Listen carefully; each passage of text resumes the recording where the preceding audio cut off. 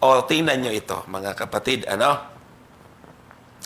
Yung guilt of sin ay yung pong paglabag, pinapatawad po ito. Hindi po kami nagtuturo na kahit humingi ka ng kasalanan, di na mawawala sa iyo kasi sinful ka na. Pinatatawad po yon. O, basahin natin ang unang Juan 1:9. Tingnan mo ang sabi po dyan. Sa Tagalog. Okay, balik tayo sa Tagalog. 1 John 1:9. Tingnan po ninyo ha. 1 John 1:9. Anong nangyari? Ba't matagal? Ayun. Kung ipinahayag natin ang ating mga kasalanan, ay tapat at banal siya na tayo'y patatawarin sa ating mga kasalanan at tayo'y lilinisin sa lahat ng kalikuan. Ito po ay bata pa ako, binabasa ko na ito para pag nagba-Bible study, nagko-crusade, ay maturuan ang tao na magsisi sa kanilang mga kasalanan. Kaya ito, isa pong chismis kung sasabihin ako, nagtuturo, na kamamatayan mo ng kasalanan, wala kang pag-asang mapatawad. Ay, naku naman, nakakasama naman ang loob. Bakit naman nyo ako ginawa-gawa ng ganyang kwento? Ito yung hindi po naintindihan ng marami. O tingnan po ninyo kung ano yung hindi mawawala na kamamatayan. I-atras natin sa talatang 8. Tingnan mo. Talatang 8. Kung sinasabi nating tayo'y walang kasalanan, ay ating dinadaya ang ating sarili at ang katotohanan ay wala sa atin. Pag tinignan po ninyo, pag marunong po kayo pag marunong po kayo mag-parsing, yung pong sin na binabanggit ho dito ay noun. Hindi po yan verb. Hindi po siya action. Yung sasabihin mo na wala kang kasalanan in nature, nature po ito, ay dinadaya natin ang ating sarili.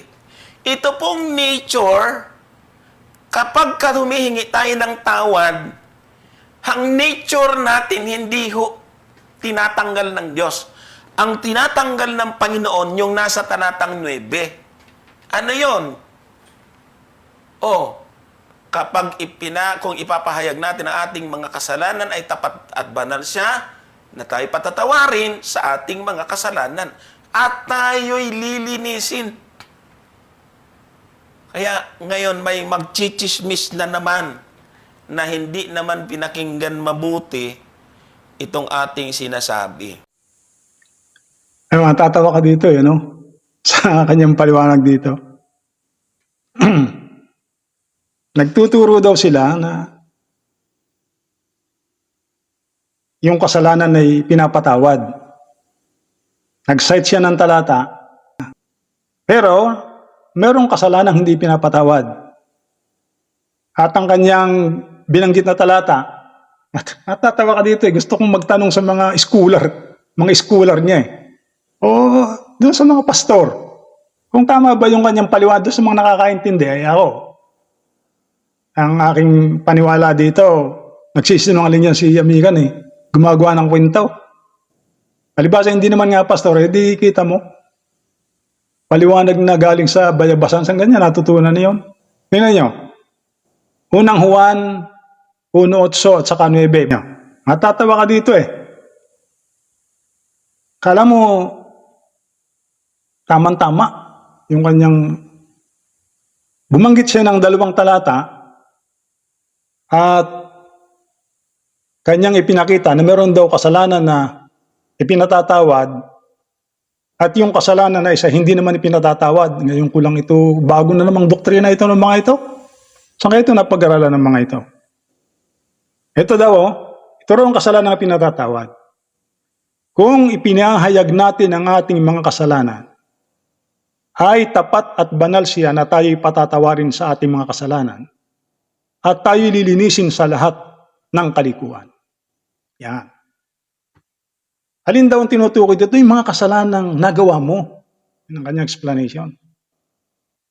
Kapag ito niya ipinahayag mo, sabi ron, ay tapat at banal siya na tayo patatawarin sa ating mga kasalanan. Alisin yun. Patatawarin tayo. Ilan na niyang kasalanang kamamatayan mo na hindi patatawarin? Ha? Inyo niyang itaas sa talatang 8. Akala mo ay napapatawa ko dito talaga. O itaas, di taas sa 8, sabi niya. Kung sinasabi nating tayo'y walang kasalanan, ay ating dinadaya ang ating sarili at ang katotohanan ay wala sa atin. Ito anya ang kasalanang hindi pinatatawad. Kasi nature ito eh. Ito anya yung nature.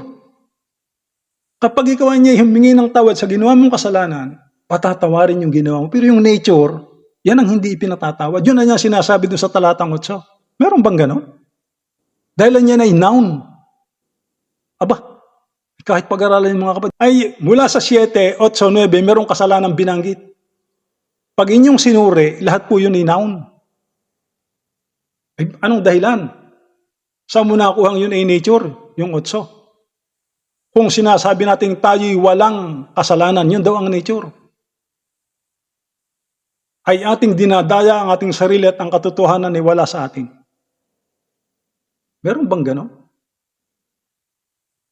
Kaya pag yung kasalanan sa 8, hindi yun ipinatatawad, hindi yun nawawala. O di may kasalanan ka nga. Hanggang sa ikimamatay. Oh. Hanggang sa dumating si Kristo, may kasalanan ka. Kita mo mga ang turo ng mga ito. Oh. Ano ba talaga yung nasa 1 Juan 1:8 at 9? Sabi ron, kung ating ipinahayag ang ating kasalanan, ay patatawarin tayo dun sa talatang 9.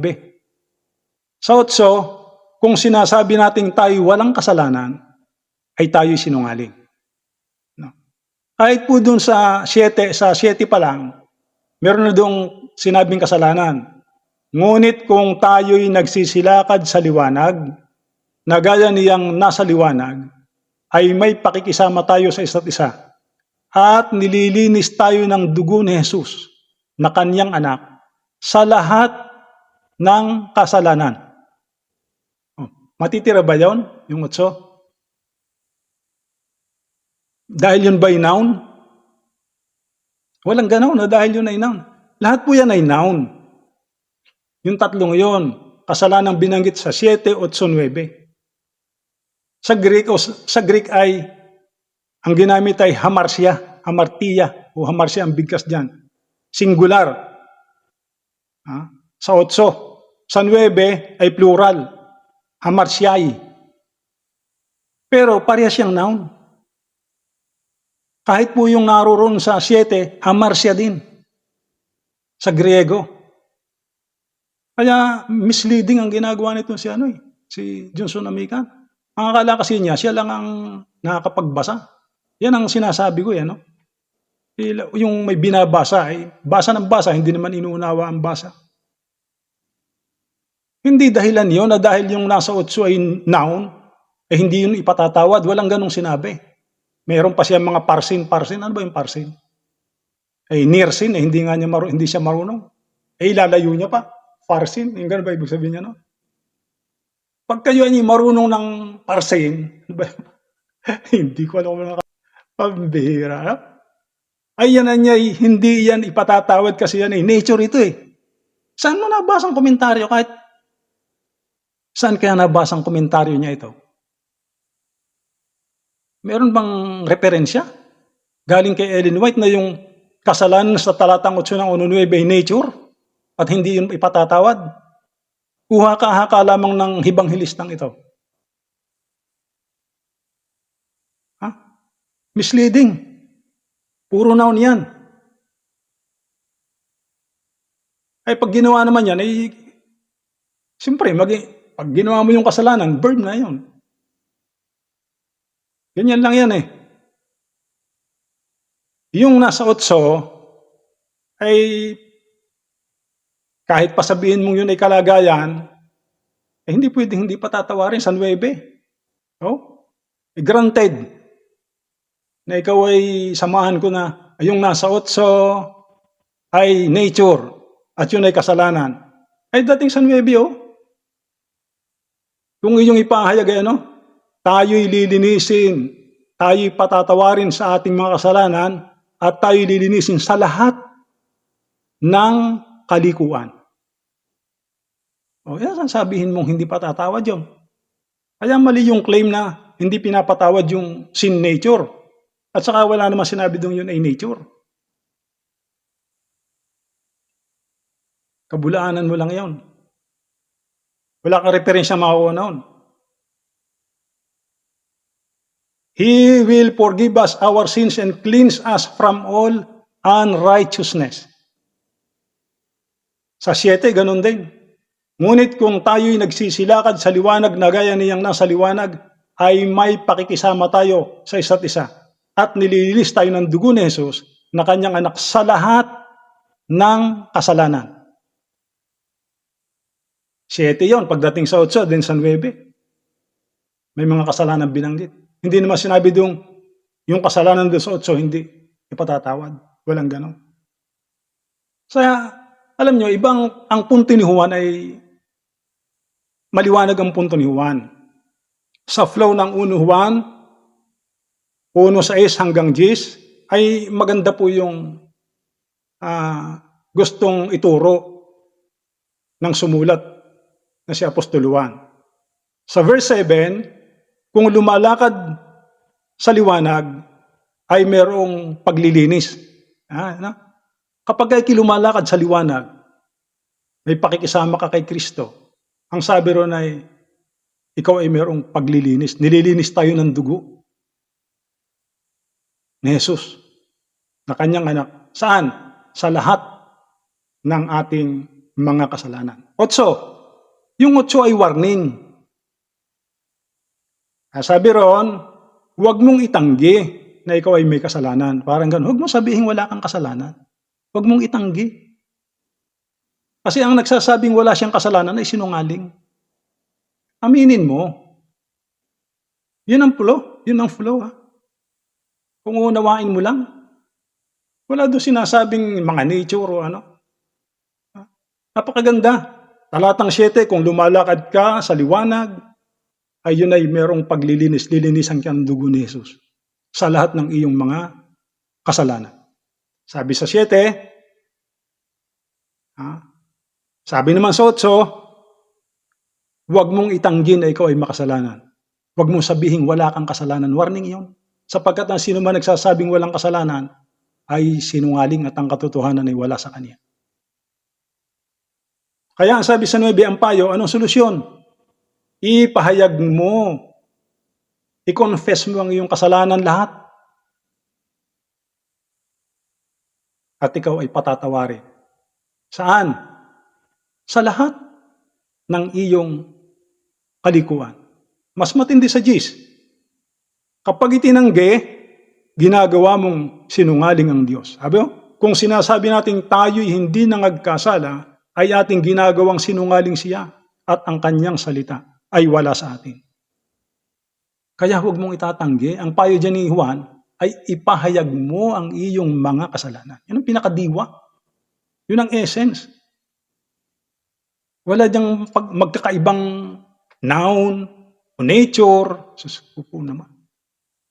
Ano bang klaseng mga mangangaral kayo? Tapos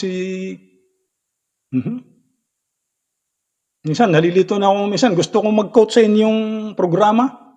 Kung ano bang talata at sulat ni Ellen G. White ng referensya. Hindi. Ang nakukopya ko ano na pala, bank account na. Number na ng bank account. Sana all. Ang daming bank account na nakaparada eh. Aba, walang lusot.